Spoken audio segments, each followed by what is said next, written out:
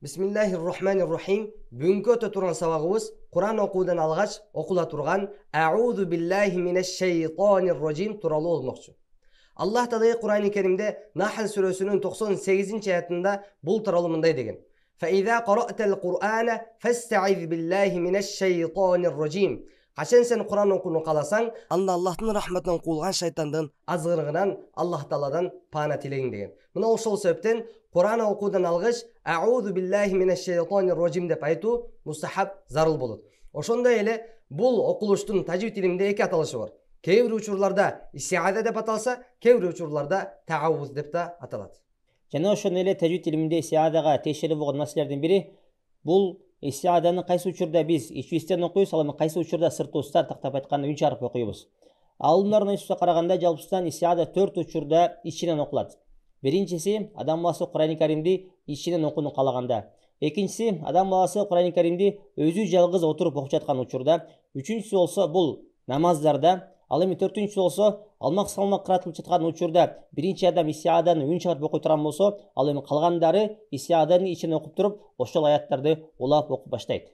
Ошондой эле бул истиадага тиешелүү жалпы коомчулукта көп кездешкен көйгөйлүү маселенин бириси, качан Кур'ан окуп жатканда ортодон бир адам суроосуна жооп берип калсаңыз, салам берсеңиз, алек алсаңыз, түшкүрсөңүз, же болсо түшкүргөнгө жооп берсеңиз, жана башка ушулга окшогон учурларда токтогондон кийин кайра Кур'ан окуш үчүн истиада айтабызбы же айтпайбызбы? Мына ошол тууралуу дагы токтоло кетсек.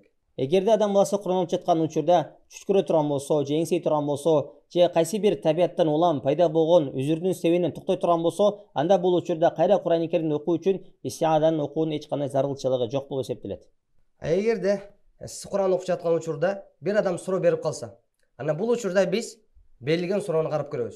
Эгерде ал суроо Кур'анга тиешелүү болсо, ачыктап айтканда, мисал катары берсек, бул аят кандайча окулат, бул дамга кайсы жерден чыгат, кандайча чыгат деген сыяктуу Кур'анга тиешелүү бир суроолор болсо, андан бул суроолорго жооп бергенден кийин кайра токтогон жерден истиаданы окубастан улап кете берет. Эгерде суроо Кур'анга тиешелүү эмес болсо, дүйнөлүк кайсы бир нерсе болсо, саат канча болду, атыңыз ким, качан барасыз деген сыяктуу Кур'анга тиешеси жок болгон суроолор болсо, анда бул суроолорго жооп берип, кайра токтогон жерден улап кетүү үчүн алгач истиада окуш керек. Ошондой эле ошол маселеге тиешелүү бир адам салына жооп берсе дагы, алек алса дагы, же болбосо бир адамдын түшкүргөнүнө ярхамукалло деп жооп берсе, мына ушул учурлардын бардыгында дагы кайра Кур'ан окуу үчүн алгач А'удhu billahi minashshaytonirrajim деп окуп, анан токтогон жерден улап кете берет.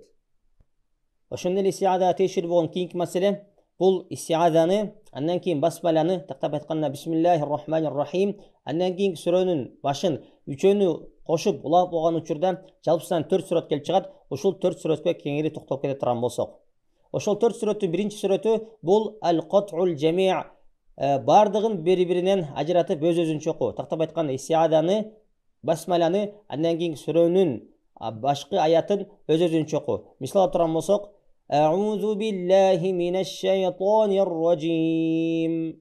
Bismillahir-rahmanir-rahim.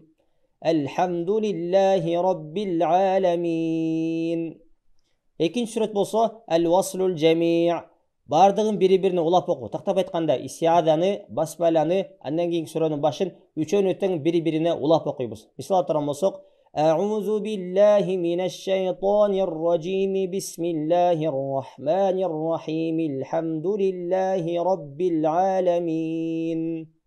Ал эми үчүнчү сүрөт биз истиада менен андан кийинки басмаланы бул экөөнү кошуп улап окуйбуз дагы, андан кийинки сүрөнүн башын алар кошпостон өзүнчө окуйбуз. Ал мындайча болот. А'удhu billahi minashshaytonirrajim. Bismillahir-rahmanir-rahim. Elhamdulillahi rabbil alamin. Ал эми төртүнчү сүрөт истиаданы окуп туруп токтойбуз дагы, андан кийинки басмаланы жана андан кийинки сүрөнүн башын экөөнү бири-бирине улап кошуп окуйбуз. А'удhu billahi minashshaytonirrajim. Bismillahir-rahmanir-rahim. Elhamdulillahi rabbil alamin. Мына ушинтип урматтуу туугандар, бүгүнкү биздин истиада тууралуу болгон сабагыбыз дагы өз соңуна келип жетти. Аллах Таала баарыбызды куулган шайтандын азгынан сактап, Kur'an-ı Kerim'de tuğra talaptağıda okuyan Allah'tan münkünçülük versin.